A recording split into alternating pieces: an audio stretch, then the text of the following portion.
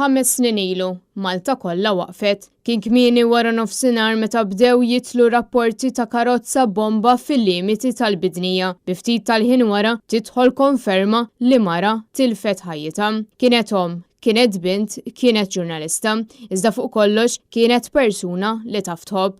Daphne Caruana Galizia kienet ġiet assassinata ftit il-bot minn dara fis-16 ta' Ottubru tal-2017. L-Ewropa u d-dinja kienu xelu bl-aħbar xokkanti f'pajjiżna. U snin wara għall-Unjoni Ewropea din il-ġurnalista qalbina għadha tfisser ħafna. F'intervista li tat il-President tal-Parlament Ewropew Roberta Metsola lil din il-Kamra tal-Aħbarijiet qalet li x-xogħol ta' Caruana Galizia mhux se jinteса qatt. Daphne tfisser eroj, tfisser mara li b'kuraġġ kbir weħeda kienet twetta investigazzjonijiet f'korruzzjoni, fuq investigazzjonijiet dwar reati li seħħu f'pajjiżna u anke barra minn pajjiżna.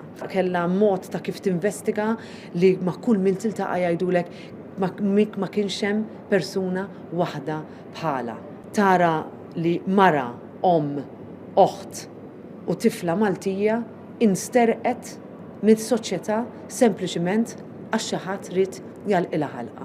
Roberta Metsola qalet li pajjiżna għandu bżonn iktar żgħażagħ li jażlu l-ġurnaliżmu bħala professjoni sabiex ix-xogħol li għamlet Daphne Caruana Galizia jibqa' ħaj. Jekk għandek prinċipji li trid tiddefendi, trid toħroġ u tiddefendihom bil-vuċi tiegħek, mhux bil-vuċi ta' ħadd ieħor, mhux bil-vot ta' ħadd ieħor. Il-President tal-Parlament Ewropew spjegat għaliex huwa importanti x-xogħol tal-midja u l-ġurnalisti. Li kieku m'għandniex ġurnalisti bħalek u sħabek li iwasslu l-informazzjoni li hija waħda li tagħti lill-votant, lill-elettur, lill-ċittadin li jarbel bejn għażla u oħra, bejn x'inhu tajjeb u x'inhu ħażin, is-soċjetà tagħna ma tistax taħdem. Daphne Caruana Galizia tibqa' magħrufa mhux biss għax-xogħol li għamlet f'pajjiżna iżda wkoll għall-investigazzjonijiet li għamlet fuq livell internazzjonali. Bl-ikbar rivelazzjoni tibqa' dik b'rabta mal-Panama Papers fejn kien hemm imdaħħal l-eks Ministru Konrad Mizzi.